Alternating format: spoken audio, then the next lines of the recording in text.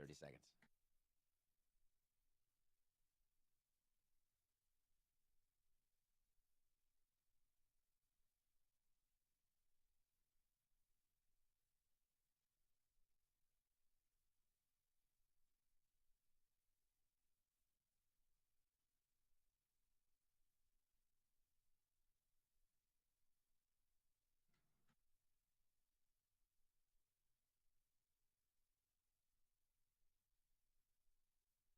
Nothing Personal starts in 30 seconds.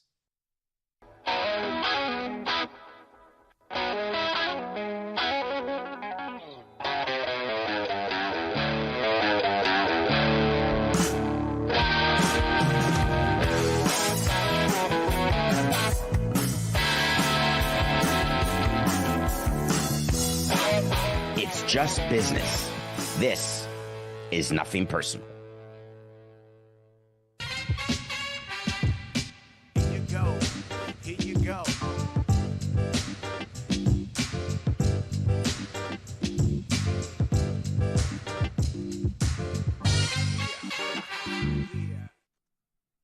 Brink.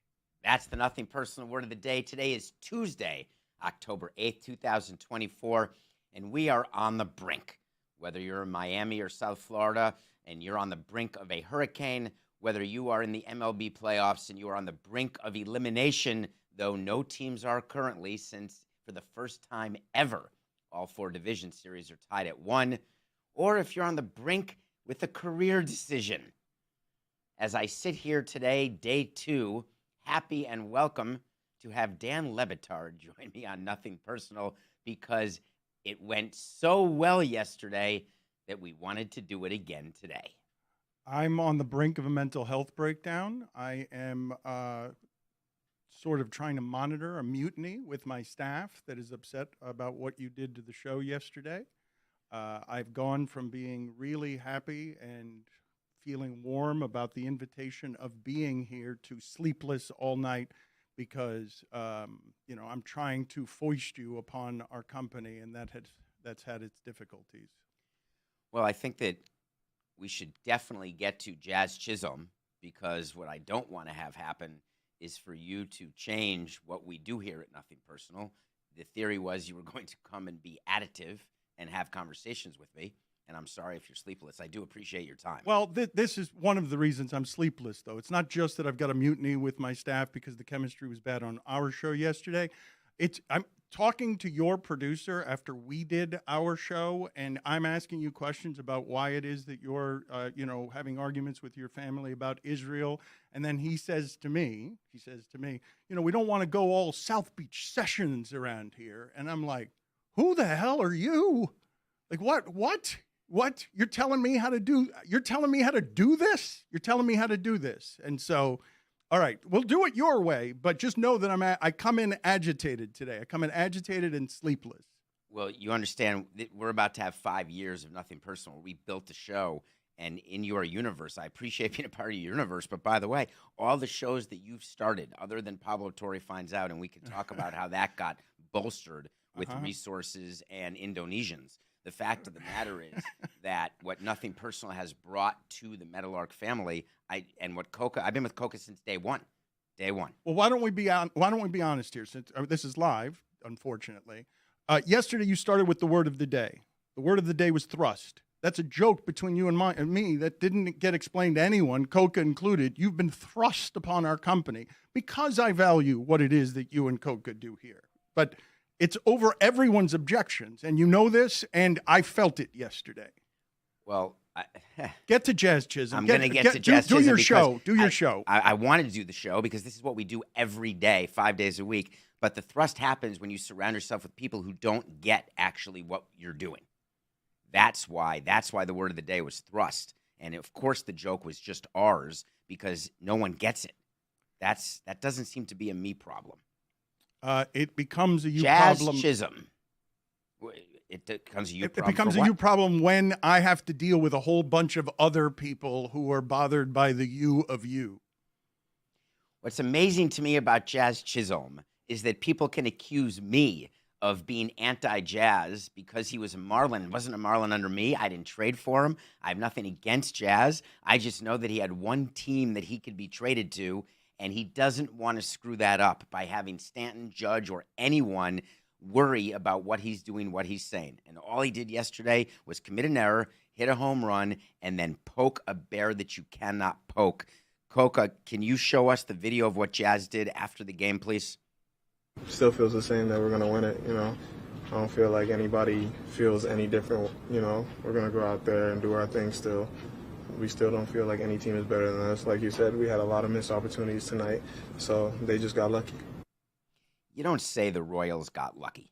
You just can't do that if you're Jazz Chisholm, because he is a new member of the Yankees. Forget the fact that he was a tough fit to start with. The fact is, you don't give bulletin board material to the other team. You are unrelentingly anti-Marlin. You always, you may aspire to objectivity, but you do not hide your biases when it comes to enjoying things that go wrong for the Marlins. And as it applies to Jazz, I would say the Royals are not quite a bear. They are not a bear that you poke. This is the New York Yankees, okay? You're supposed to be a team, though flawed, that doesn't have any problems with the Royals, whether they have a Bobby Witt Jr. or not. And I do love in sports that all the time we dismiss luck and want it to always be about merit, when if you give me one thing in sports, give me luck over talent. Please give me luck above all else. So I understand why it is that he would dismiss them, because he thinks they're better than the Royals, but they should be better than the Royals. The payroll and the players they have should be better than the Royals. I assume you're talking about the back of the baseball card? Because it's hard to evaluate based on that. I'm talking about the record over the course of the season and what the Yankees are historically supposed to be. So the Yankees historically haven't won a World Series since 2009. The Royals did it with bunts. The Royals, when they won a World Series between now and 2009, did it with an entirely different style of play. So you're not a consequentialist. I've had the totally opposite view of my life in sports, where it's not about process, which is what so many teams focus on. For me, it's always been about result. Get me wins, get me rings. And I got the result once in 18 years only. The other times you're a loser. And to me, it didn't matter. If you don't make the playoffs, you lose 100 games, or you lose in the World Series. You got it against the Yankees in the position the Royals are in. I'm just saying that That's the Royals aren't in any more motivated of a state just because Jazz Chisholm said something about them. They're in the maximum motivated state. They want to win the World Series. Do you believe that when players do what Jazz did, that it gets talked about in the Kansas City clubhouse? Jazz Chisholm is going to bother people because he's a polarizing new age player, and it would be better if he were better and if he won some of these games. But they need Aaron Judge to be Aaron Judge. Like, they need their superstar to be what Bobby Witt is. Bobby Witt is 0 in the series. Be what he is. He had 2 game-winning hits in the previous series. So that's the thing about the playoffs, as you know. Being who you are is not as relevant as doing it in the playoffs. That's why we talk about doing it in October. There is something to be said. It doesn't much matter. A game-winning hit in July, it's exciting. It's helpful in the standings, but no one makes a career out of that. Fair or unfair, Aaron Judge is now under the biggest pressure he's ever been under. This is not Garrett Cole's team, even though he makes a similar salary. This is not Giancarlo Stanton's team, even though he makes a similar salary. This is New York time. New York expects you to be a star now. He's the statuesque guy in the middle of the lineup, and all of the pressure's on him, and that's a hugely interesting thing at this time of year, because you and I both saw Barry Bonds, the best player we've ever seen, go through like 8 or 9 times in the postseason, where he eventually said in the clubhouse one time, my shit don't work in the postseason, until he corrected all the numbers at the end. In his big chair. Did you ever go inside the San Francisco clubhouse? I did, yes. He had a different throne than the rest of them. We all have regular chairs. When Pudge was signed, here's a little side note, Coca. Pudge wanted a different chair. That was a thing back then, as a sign of sort of where you were in the hierarchy. Different hotel rooms on the road, too. They get penthouses with pianos in them, guys like Barry Bonds and Pudge. Only if it's part of the contract. But we actually, when players want a suite on the road, that's a provision in the contract, and we make them pay for it. So they get credited for the cost of a regular room. They pay the difference, and then the suite comes out of the allocation that the team gets. I didn't know that. I thought that Barry Bonds just got a penthouse with a piano in it. No, it does not work that way. And the extra chair thing is a major problem, because you have to picture a clubhouse, which you know, which much of the audience does not. It's the same chair. in front of every locker. And a throne in front of one of them. And his it wasn't like a nice desk chair versus a folding chair. It was like your Poppy's lounge chair. It was very bizarre. I did some of the most revealing interviews of my career with Barry Bonds in that clubhouse where he was totally alone with his greatness and would end up sobbing in his locker talking about first bravado, and then he'd start crying because of how alone he was. What are you smirking about? Because he makes himself alone. So I'm thinking about Aaron Judge. Here's the thing about Aaron Judge that we should focus on. He's got 2 games. That's it. He's got 2 games, and one single at the end of the game is not going to do it. He's got to carry that team because it's not going to be Clark Schmidt. It's not going to be Hill out of the bullpen. It's not going to be Cole. And so it's such not a tough be ask, though. It's such a tough ask. I know he's got to do it. Choice. I know you got to be the star, but just the sample sizes in baseball are so small, and the pressure now. This is a pressure that he has never known. What is headed his way right now? You cannot lose to the Royals when the playoffs have been made this easy for you. When Baltimore is gone, when the teams that are actually better than you are gone. Even though Kansas City, I could argue, is better than Baltimore. If you look at we just haven't heard of a lot of the players. But if you look at their team, and Reagan's did not have a great start yesterday by any stretch. You can't lose to the Royals, David. I don't care how good they are according to the advanced metrics. You cannot be the Yankees and lose to the Royals. I have a thing about low-revenue teams that they get treated differently because they're low-revenue teams, and that's how I felt about the Marlins in 2003, even though we were the better team. We were a better team than the Yankees that year, and the Cubs and the Giants. Not during the regular season, yes, you were. We were the best team in baseball after May 31st. The best team in baseball. Yeah, but over the baseball. course of the entire sample, when you got to the World Series, they were favored because they had the better regular season record than you guys did. I believe they were only favored because they were the Yankees. And it doesn't much matter because at the end of the day, we won, and you can never take that away. The thing about winning is that Pat Riley's my favorite line of Pat Riley's. He coined it. I don't know if he trademarked it. He did the back-to-back-to-back or the three-peat. Which one did he trademark? A lot of them. So, Showtime Lakers. There are a lot of He owns things them all? He owns a lot of copyrights. Including the court now in Miami. That's right. They're going to name it after him. It's on the court now. They did a scrimmage yesterday. It's the Pat. I feel like he was passed away. I mean, it's great to get the eulogies while you're still alive. They've only done that for Red Auerbach. But what is the phrase that you think that he the phrase that he copyrighted? Three-peat was one. It's just very hard. He said there's winning and there's misery.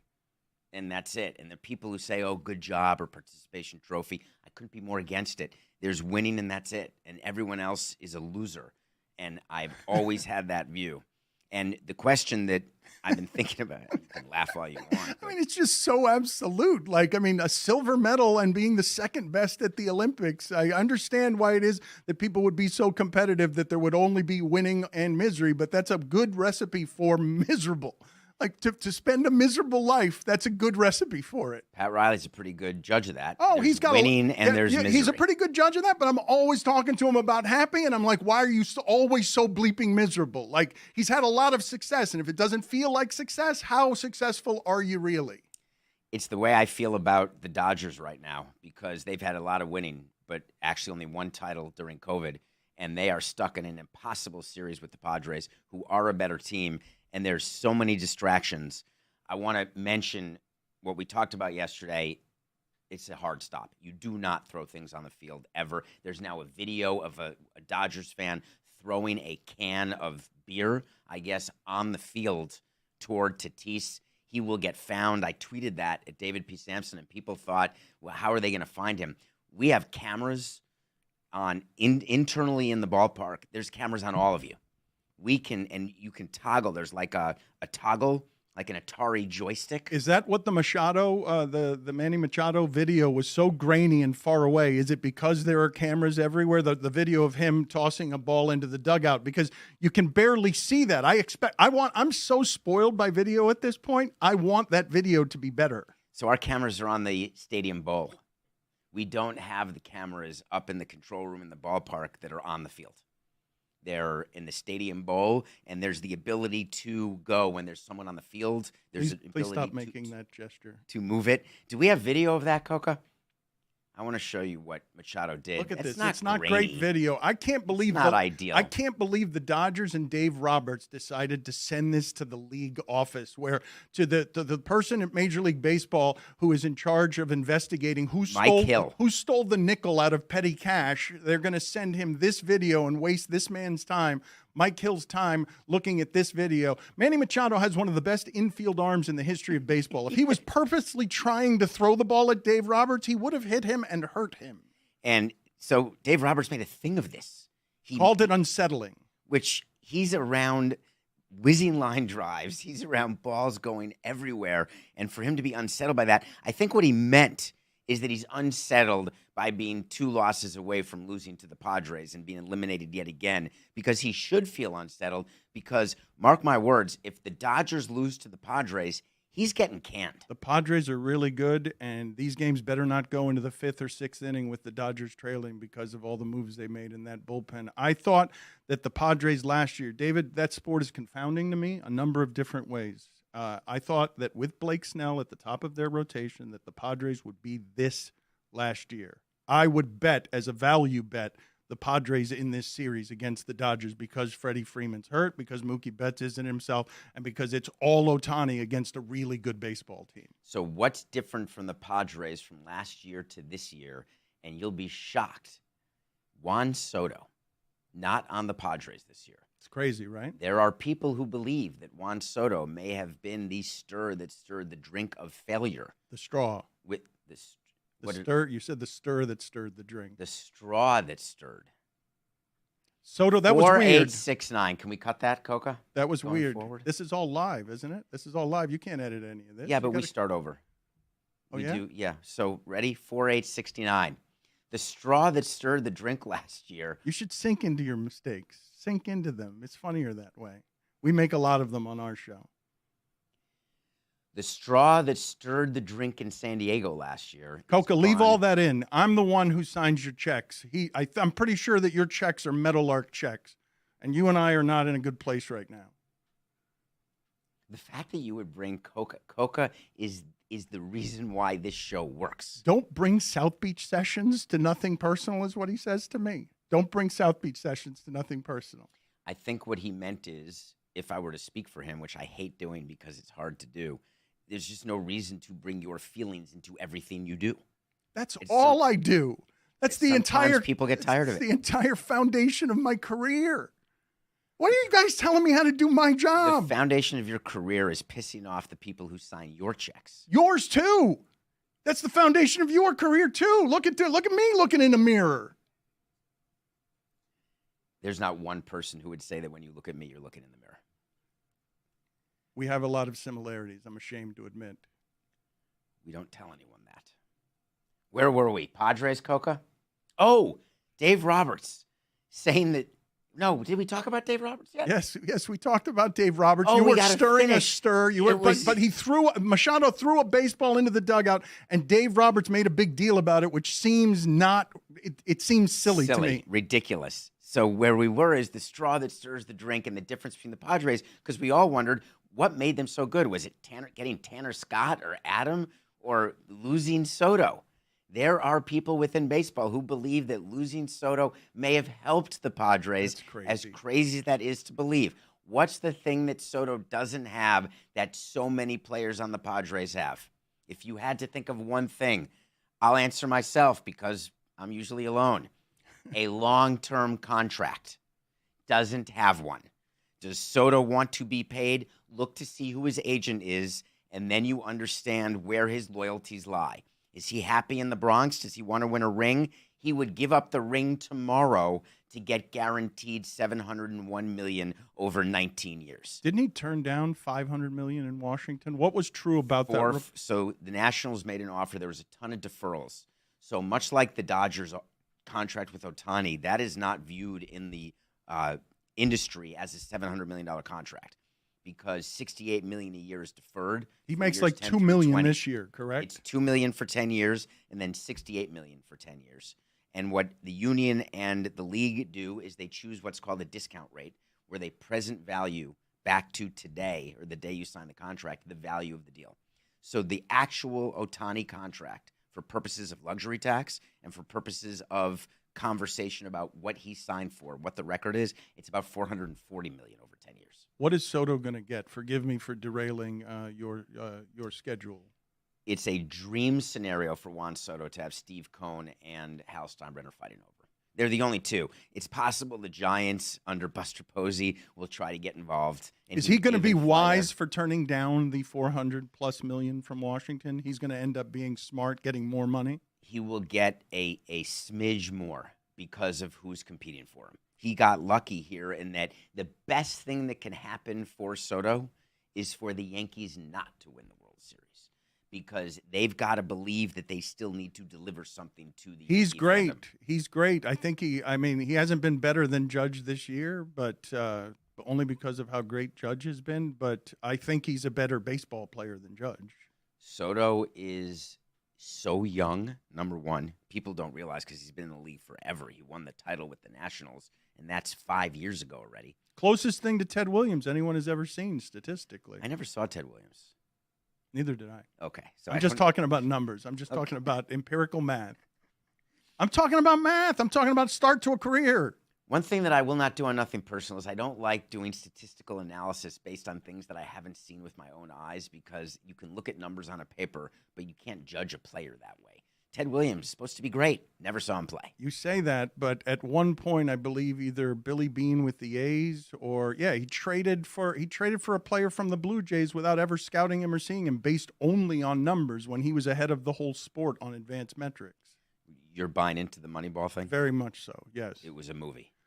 It was. Our company is in the movie business, and you're still. It wasn't a seduced. movie. It was a book, and it was a pioneering book about how he exploited market inefficiencies in his sport to win with coupons while the Yankees were losing to him because he knew things they didn't. He had the MVP, and he had the top rotation in baseball. Miguel Tejada was the MVP of baseball, so it's like having Ohtani. And he had Mulder, Hudson, and Zito, which is a rotation that no one else had in baseball. He had them young, and they were performing, which is what you want in football. You can't win. It's hard to win if you're not Mahomes with the $50 million quarterback. But if you can get him before he gets paid, you can surround him and then win. The A's were surrounded by greatness. Are you arguing against the advanced data that has changed the entire sport so that every shortstop has notes in his pocket on where it is to stand on the field because they've gotten so advanced at advancing what it is that Billy Beane pioneered? You're arguing against that? Perry Hill did that with little sticks in the infield. Everybody was doing that. Billy Beane just got a book written about him, which made it seem as though he was the first person to ever do it. It's just not the case. Not everyone was doing that, David. I lived the time period. There were a whole lot of scouts with giant gin bellies going to the buffet and doing things with only their eyes and not looking at the on-base percentages. And now it's switching. It has switched. It's totally over now. Now the teams with the money also know how to exploit the market inefficiencies because of what Billy Beane taught them. So it'll be interesting to see what Soto does, because he will use San Francisco. Boris will. He'll try to use Toronto, who's desperate and is always the bridesmaid. But at the end of the day, it's going to be the Mets or Yankees. And it's not the Wilpon Mets anymore. It's the Stevie Cohn Mets. So what Soto would love in an ideal scenario, what he and Boris are rooting for and praying for, is a Yankees-Mets World Series. Because you're guaranteed a loser, and you will have an owner who will have been this close, tasted the ring, and they're going to want something to get them over the top. And so that's what they're rooting for. There hasn't been a weirder story in baseball this year than the Mets becoming the lovable underdog with that payroll. It is almost inexcusable to those of us who've been in the industry that anyone looks at the Mets that way. And I live every day with Coca, who lives and dies with the Mets. There's people at CBS where I am as well, where they're all about Mets, and they're used to losing so much, which is funny because they were in the World Series not very long ago. Was it 8 years ago, Coca? When were the Mets in the World Series? 15 or 16? 15. 16 was the Cubs, so it was 15. Thank you, Coca. That's pretty recent. It's only 9 years. But it's not that recent. That's very recent. You're supposed to be in the World Series statistically once every 15 years, because that's how many teams are in the AL and NL, roughly. The Mets have spent a ton of money and should not be allowed, when spending that amount of money, to be a lovable underdog. I would like to start some sort of movement against anyone loving the Mets for that particular reason. You can love them for their grit. You can love them for coming back in the 8th inning or later every game and for using all 27 outs. But for anyone to think that somehow they're in a position where Steve Cohen is spearheading this, hey, I've got an idea, let's go with a value proposition, is laughable. It's a great way to do it, though. Be so terrible at the beginning of the year that everyone is howling about how you're an embarrassment to money, and then all of a sudden turn it around over the last half of the season. I don't know. I haven't checked, but are they on a streak of winning that would rival what it is your Marlins were doing the second half of the season when they won the World Series against the Yankees? I'd have to check the numbers. They feel like they've been the best in baseball. They feel pretty close. Them and the Tigers, I believe. But at the end of the day, we've got 4 playoff series. We'll be covering it on Nothing Personal every day as long as the microphone stays red. And there's more games tonight. Big game, Mets both and Dodgers. We'll give you our picks later. I want to move on. God, that was not a timed and clumsy transition. I'm supposed to stop. Sorry, Coca, Sarah, DraftKings Network. Here we go. The playoffs are 4-8-6-9. The playoffs are going to be amazing. We have 2 great games tonight. Let's talk about Vince McMahon. Did you like that? You don't get to see that when you don't watch the show every day. I did not know that you had edits because the show seems like it's live, and I didn't realize that it had any edits at all. And I didn't realize you never watched the show because we don't have edits. The 4-8-6-9, it all stays in the show. Okay. This is it. We're live. Okay. I didn't know what you were doing with the 4-8-6-9. I didn't know what that was that you were doing. You're confusing me with the structure of this. Look, David, I don't want to sink any deeper into how clunky the last couple of days have been in trying to onboard you, but in general, your onboarding has been a perpetual frustration, and I'd like to have this be a little less awkward. It would help if anyone at Meadowlark would engage with the show at all. I'm in meetings. I'm in meetings when you're taping. I don't know what to tell you. Okay, but you want me to be watching your show when I'm in meetings preparing okay that for you my don't, show? But someone around Meadowlark could be involved and watch. It's me and Coca. You're doing a good job. And by the way, we're on YouTube Live. It's always on YouTube. The show lives on YouTube, and it lives exactly as we are now. The numbers are doing well. You're doing well. You're doing well on your own, and be thankful for that. I was always thankful at ESPN that there weren't a whole lot of corporate types watching me. We got away with a lot more. It's not that I'm not grateful, but what was promised to me when I switched to Meadowlark is something that just hasn't happened. They weren't promises from me. It's hard to imagine that as the owner of the company that you can't. I'm responsible for everything, but I haven't broken any promises to you. It's easy to be that way. That's like being a parent of a child. I never promised you a rose garden. Did you watch Mr. McMahon? I have not seen that yet, though I am eager to watch it. I'm in a situation, and I don't know if you know this or not. You know my lovely wife Valerie, and I want to watch things with her with the free time that I have. And she does not have any interest in how much adult males like professional wrestling. That's what 3 a.m. is for. Yes, we all have a list. I was dealing at 3 a.m. with the mutiny I presently have happening at my company because people are mad that you're down here. That's what I was dealing with at 3 a.m. I watch a movie every day, and I watch the series called Mr. McMahon on Netflix, and I have to talk about Vince McMahon. He was a participant in this. It is very jarring when he first comes on screen. He sits down for an interview. He looks like the Joker. And I don't like making fun of or talking about people's appearances, although I always wonder why it is that people, although I've got body dysmorphia too, so I guess I get it. But he sits down, and he is this powerful force on the screen, and they can manipulate however they want on Netflix or any other. He takes up the whole screen. And he's in his 80s, right? Does he have the ridiculous mustache? Because he is very strong, but he's also had work done, and it seems pretty obvious to anybody looking at his body over the years that he's using steroids or hormones. He has the lips of someone on OnlyFans, full of filler. He's got full plastic surgery. His body does not look like an older man's lifetime body. In the entertainment and vanity business will distort you. So what is distorted about Vince McMahon is not, and people don't like him for the way he built the business. The way he built the business is genius. He is a genius businessman. It's all about business. He is the starter of our slogan here with "It's nothing personal, it's just business," and that appears in the show. there are people who are interviewed who say those lines because that's what Vince McMahon did. And wrestling is entertainment. And for all the people who are concerned that it's fixed or that it's scripted, yes. And he writes every script. He's in charge of it all. And this documentary goes through how he got it from his father, the dysfunction of working with your father and then taking over from your father. I did that on television for about 8 years, the dysfunction of working with your father. It's hard. Are you still close with your father? Because yes. that's but a it's small hard. miracle. It is hard. And Vince McMahon, for those who do not know, Vince McMahon for me is my introduction to really liking wrestling, because he built that company from being a sideline reporter at the time when wrestling went from a little regional thing where all the crappy matches were on Saturday mornings and it would always be a star versus a terrible guy, to then cable television and the USA Network, and taking really what they're doing now with streaming.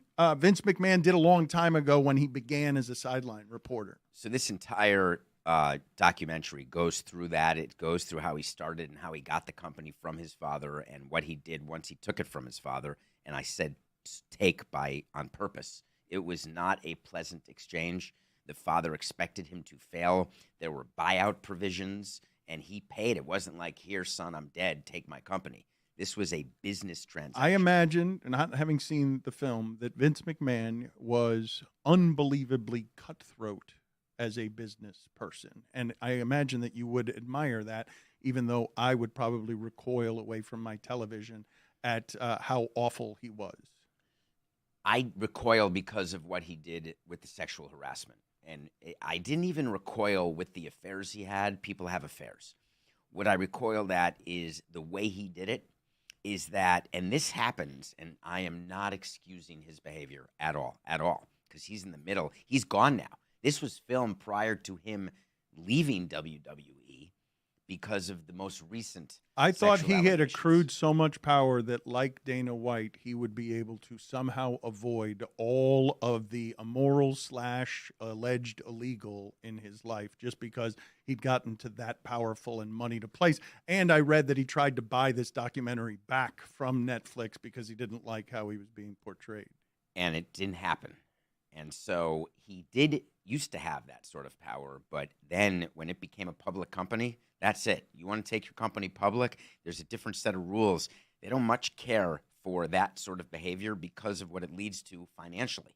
When you're an investor in a public company and your CEO is open to all of these hush payments, and Vince McMahon was the king of the hush payment, I guess he and Trump are neck and neck for who's doing more hush payments, but that was Vince McMahon's MO. He would script a story, but then the line got blurred, and that's what fascinated me about the documentary. That he became his character? He became his character. And I thought a lot about your show. I thought a lot about me. I'm watching this thinking, whoa. You watch it blur before your very eyes. It could be Netflix editing. It could just be the documentary. Or it could be that's what happened in his life. Well, wrestling can help make that so, right? Because if everything in wrestling has a grain of truth, but then you're turning up all the number 3s and number 4s to a 9 and a 10 just to milk the drama out of it, that would remind you of some of the things that we do on our show. Because our show's not in any way inauthentic. The people are what you think they are and what they feel like, but just the volume is turned up a little bit. Well, the volume in this, I suggest you find at 2 a.m., 3 a.m. when you're not dealing with mutiny to watch it. And I suggest to the audience, it's worth your time. It's 6 episodes. And I'm not a wrestling guy. I love Andre the Giant from The Princess Bride. And you know Hulk Hogan because he's Hulk Hogan. But there's a ton of storylines that I didn't know about, and I don't like it. However, that's not the point. The biggest arguments I had with my father were about Jimmy Superfly Snuka jumping off of the top rope and landing on somebody, and my father saying it was fake, and I'd be like, what do you mean that's fake? You can't fake that, Dad. Come on. I was 39 years old. So do you still think it's not fake or is fake? No, I'm well aware that it's fake now. So there's stuff in the documentary that they do a lot. They have a lot of surgeries, but I think a lot of it is Oh, steroid no, related. wait a minute. The pain is not fake. In fact, what I see of wrestling these days is a total insanity. The risk involved in some of the things they do. No, the athleticism is real, and the way they destroy their bodies and die young in pursuit of what that thing is very real. There is a story to be told within the story, and they didn't get to it. They touched on steroids for a bit, but steroids is a very big deal, and WWE had to deal with the steroid issue, and Vince McMahon had to deal with it, and it's part of the documentary, but not the entire part. It comes with your recommendation, though. You're saying Big time. Is it 3 parts? Is it 6 parts. It's not for Valerie. You're going to have to find 6 hours without her. He's a personality that would be interesting over 6 parts, especially if you're doing it warts and all, because there must be some truly terrible stuff in there. Let's talk about bookers. Bookers with a B. Bookers are good. They're important. South Beach Sessions. You got to have good guests. That's what drives audience for shows like Smartless. There's 3 of them, but there's always a guest. I am fascinated. I don't know if you're paying attention to this. I assume you are. We have an election in 30 days. Is it 30? Is there? We don't have a countdown clock. It's very close, and things are about to escalate in a way that they're gonna be very uncomfortable. And the candidates are being very strategic about where they end up. I know Kamala Harris was on All the Smoke, a Meadowlark property, and I saw that was a different kind of journalism that has to be done in 2024, where they provided her some of the questions in advance because you talked about wrestling a moment ago. Politics has some scripted in it now in ways that make me uncomfortable. We are not rehearsed. We are live. And Dan and I had not discussed this, and I want to talk about a similar string that we just had. What I wanted to talk about is that what the way the campaigns work now, it is way more scripted than it ever's been. There used to be journalistic integrity. You wouldn't give people the questions when you bring them on your show. I had someone I wanted on Nothing Personal who I still want to get on Nothing Personal, and she demanded the questions in advance, and I've never done that with any guest. I've never done it either, and we get the request all the time. Are you going to break at any point? I'm not going to break on that, and I was told that we're going to get Tim Walz, or we're close to getting Tim Walz soon, and I'm not breaking on that. I'm not giving questions in advance. And what is it that scares you? So what happened with Kamala Harris, she went on Call Her Daddy, and she went on All the Smoke. She's on the circuit, and podcasting has become, which you envisioned so many years ago when we started this 5 years ago, it is a way to reach audience in the single most efficient way, more than a 30-second commercial, more than the late-night talk shows. The bigger podcast, your show and your audience, as an example, it's an audience that people need to reach. And the size of it, that we used to joke about roar and reach, your reach has now in some ways surpassed your roar. You've always accused me of having only roar and not reach, but the numbers would suggest that we have some reach. And the fact that they told me this week that the vice presidential candidate for Kamala Harris wants to come on our show suggested to me that we have a demo that he wants to reach. But all of it feels a little gross. It doesn't feel like journalism to be submitting questions beforehand so that a candidate can prepare like that for what they're getting. But if you're a good person in front of the media, you can bridge no matter what is thrown at you. I don't view you as the puppeteer the way some people do. If you're a good speaker, you can bridge to any talking point you have. Would you treat a Tim Walz interview the way you treat other interviews? Would it be jocular? I treat it like every other interview we do, yes. So you would try to get him to laugh at fart jokes. I mean, that's what we do. You say I don't watch your show. That's what you have our show being? Yes, that's what I'm going to do. I'm going to whoopee cushion, and I'm going to do fart jokes.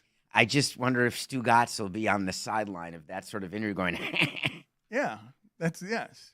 That's what he'll be doing. Vice President. Yes. With what remains of the voice that he has done a great deal of damage to over the years. Yes, he will be right next to me, asking a question or two that will be meant to provide comedic relief. The last waltz. Keep going. He's got he had a very good radio voice. People always think when they meet him that he is much bigger than he is because his voice is was very substantive.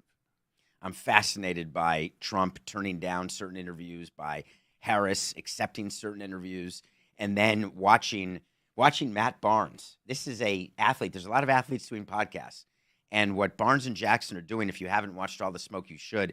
It is not your typical sort of drivel. This is a podcast that has purpose, and I actually enjoy engaging with it only because it's smart. I like smart, and I like funny, and I like being surprised. It's also deeply authentic, and it was an interesting choice for Kamala Harris and her people to make to try and reach their demo that is very much interested in both the street credibility that those guys have and the general business acumen they have to have navigated a whole bunch of treachery to get to where they are in the world. But when you're outlining your plan to 270, how do you ignore that demographic? You cannot. Well, you have to know, though. You have to have, I mean, call her daddy. I think some people might think that is beneath a presidential candidate. For talk about sex? For whatever their sensibilities are, wherever the repressions are, wherever it is that you're conservative, it's an interesting choice for her to make, call her daddy because of its reputation around sex and and other things. Would you not think that Walls coming on your show would be an interesting decision? There's Yes. never been a presidential candidate. Well, all of what is happening right now in the media, and I mean the media is collapsing, David. Everybody can see the way changing. It's not collapsing. Look what's happening. The media is absolutely full of power. Okay, good correction. The traditional mainstream media is collapsing and is fragmenting, and so you have to do stuff like reach out to the YouTube influencer to make sure that you get the young vote if you're a 78-year-old candidate. That's just starting. It's never going back. It's just as you think about the way we call it traditional media, people who are in their teens right now call this traditional media. Correct. So it's the same thing as looking at, the Model T cars. So what I'm thinking about, though, is who makes the adjustment? Is it the candidate who goes on the show that's the show full of sex and silly and Stugatz? Or is it the show that says, whoa, we have a role to play in an election which matters far more than the silliness that we do? And that push and pull I haven't been able to satisfy in my head which way I would go. I have a hard time with it as well because I am adhering to old-fashioned journalistic standards at a time that it seems fewer people than ever care about those standards as something that calls truth to power. I don't know how many people listening to this care that I would object to the idea of submitting your questions to a candidate first so they can rehearse their answers. Like, that feels closer to propaganda to me than it does to journalism. But we are finally at the point where you simply have to trade your ethics for access. We are there already. And for money. So what's happening with media now, and we just saw big news yesterday with Shams taking over for Woj. And if you're not on the inside of that, these are insiders, which means they're the people you go to at David P. Samson if you want to get it second, or if you're looking for breaking news. And Woj, who breaks NBA news, said, no, I want to be the GM of St. Bonaventure. I don't like being on my phone 24/7. I don't like having to worry about it. I'm out of here. Turning down and walking away from tens of millions of dollars and opening up what is a great position that's been filled by his bitter rival. It's like the manager of the Yankees being fired and taking over for the Mets or quitting. It's big. I wonder how many people listening to this are interested in the minutia of petty involved with Woj. I don't know why you're softening the J in the way that makes him sound a bit like a French mustard. Woj going on the Jim Rome show strategically to say how happy he is for his bitter rival coming in and taking his former position at ESPN. I don't know this, but I don't imagine that Woj is actually happy that Shams, who was his protege and then became his rival and is really the only person on earth who can do that particular job as well as Woj does it, I don't imagine that he's actually happy for him. Jeff Passan was a candidate.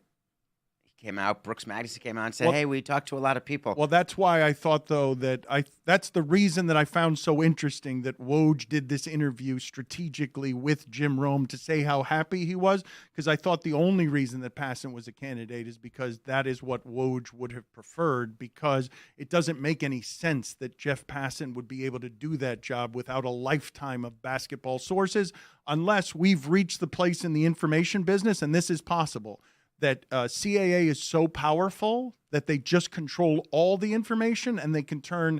And Jeff Passan is a great reporter at baseball with a lifetime of baseball sources, but you can't just go from one sport to the other and be the newsbreaker unless the agency that represents all these guys traffics so much in the information that they could just pick anyone up and make them that person. Unless it's wrestling.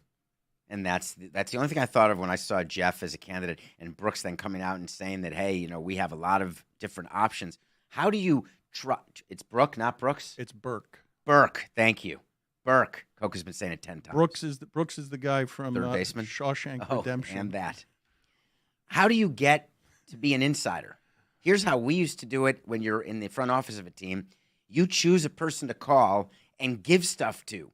They have sources, but we provide the info. You're looking at the clock a lot. Are you concerned with time? Is this dragging for you because you can leave anytime? I've only looked at you know what? I've only looked at the clock twice. I'm going to leave now because I've got a mutiny to attend to. I'm tired. I told Coca not to run that fat picture of me. The reason I have to look at the clock is because I have another job here and I've got a whole bunch of people that I have to attend to. Don't stay on my account, but don't sit while we're talking and stare at the clock. I looked at it only twice, and I looked at it twice because I've got a meeting out there to prepare for a 3-hour show that yesterday you caused a great deal of unrest with the people out there, and I've got to go manage them. Seems like a you problem. It's an our problem if it's a me problem as the founder of this company, David. I'm going to finish the show now, if that's okay. Are we good? My pants are falling down because I don't have a belt on.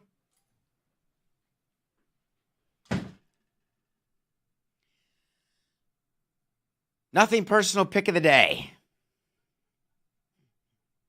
I can't even. Let's take 1 second. Are we still live? I'm schwitzing. That was ridiculous, Coca. He was literally just wait. He knew the show's 8 to 8:50. I'm not going to get into it, but he knew the time of the show. He dropped his stuff on me. In case we're not here tomorrow, good morning, good afternoon, and good night. The Nothing Personal Pick of the Day. We finally got the sweep that we had been hoping for. I don't know how many of you had the Tigers over the Guardians. Were you worried at 0-0? Were you happy when Kerry Carpenter said, we've only just begun, and got to Class A, and Jacqueline Bissett and Andrew McCarthy? We won that one. And what about the Royals? The underdog Royals. Never a doubt. Reagan's playing catch in Central Park. There's video of it. No one stopped him. Ichiro used to do this, Coca. Ichiro, when he would be in New York, would go to Central Park to throw. And Ichiro is so unbelievably recognizable. Reagan's is so unbelievably not recognizable. But he then came and didn't even make it to the 5th inning. That said, the Royals got a 4-run inning, and they beat the Yankees. We talked about Aaron Judge. We talked about the pressure the Yankees are under. They have an off day, a travel day, to get to Detroit. And the question is, when they come back to New York, will they bring Detroit with them? But in the meantime, while we are 137 and 143, we've got 2 games for you today because we return to the National League Division Series in a pivotal 4/8/2069. It's been quite a show, Coca, where we turn to a pivotal Game 3. Remember, it's now a 2 out of 3 series, and the home field advantage, which hasn't meant anything. All the numbers this year are completely skewed. Teams to score first are 8 and 9. Normally, if you score first, you win. Teams to out-homer opponents are 6 and 5. It's insanity. Last year, they were 25 and 4. Everything is upside down. But the Mets are at Citi Field with home field advantage. The Padres are home in San Diego. Yes, I am blanking right now at Petco Park.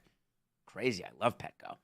With the home field advantage, there are 2 games in Petco, 2 games at Citi Field, and then a possible Game 5 back in Los Angeles or Philadelphia.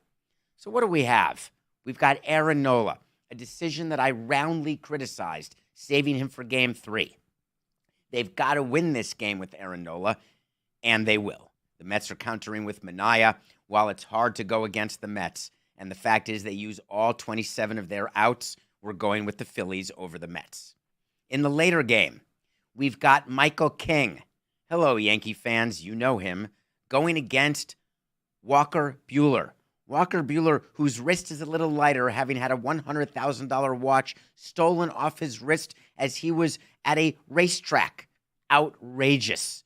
It won't interrupt his ability to win. What will is that he's not good anymore.